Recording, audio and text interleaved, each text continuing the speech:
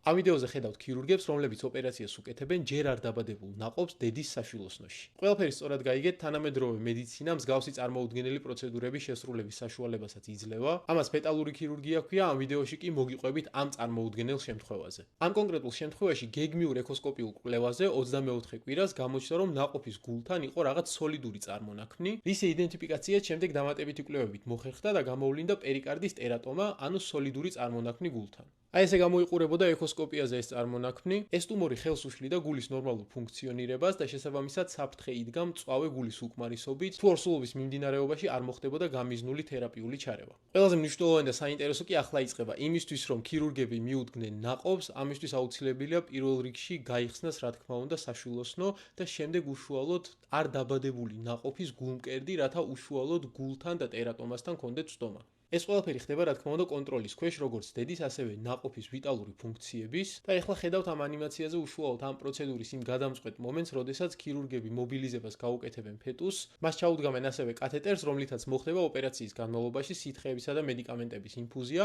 და ეს უკვე არის გახსნილი გულმკერდი და ტერატომა, რომელიც მაგისტრალურ და სიცოცხლისთვის კრიტიკულად მნიშვნელოვან სისწარღვებთან უშუალო ანატომიურ კონტაქტში იყო. ეს ყველაფერი ახლა ძალიან მარტივად ჩანდა, მაგრამ დამერწმუნდეთ, წარმოუდგენლად რთული ოპერაციაა, განსაკუთრებით თუ ვითვალისწინებთ იმას, რომ ნაყოფი 800-დან 900 გრამამდე იწონის. ეს ოპერაცია წარმატებით დასრულდა, ნაყოფი დაბრუნდა საშვილოსნოში და 3 თვის შემდეგ გეგმიური საკეისროთი გაჩნდა. მსგავსი უიშვიათესი ოპერაცია შესრულდა ფილადელფიის ბავშვთა ჰოსპიტალში, რომელიც უკვე მეოთხე იყო მსოფლიოში. რაც შეეხება ახალ შობილს და მის მშობლებს, ისინი რამდენიმე კვირაში გაეწერნენ სახლში ყოველგვარი დამატებითი ქირურგიული ჩარევის გარეშე. თქვენ კი შეგიძლიათ დაალაიქოთ ვიდეო და გამოიწეროთ არხი.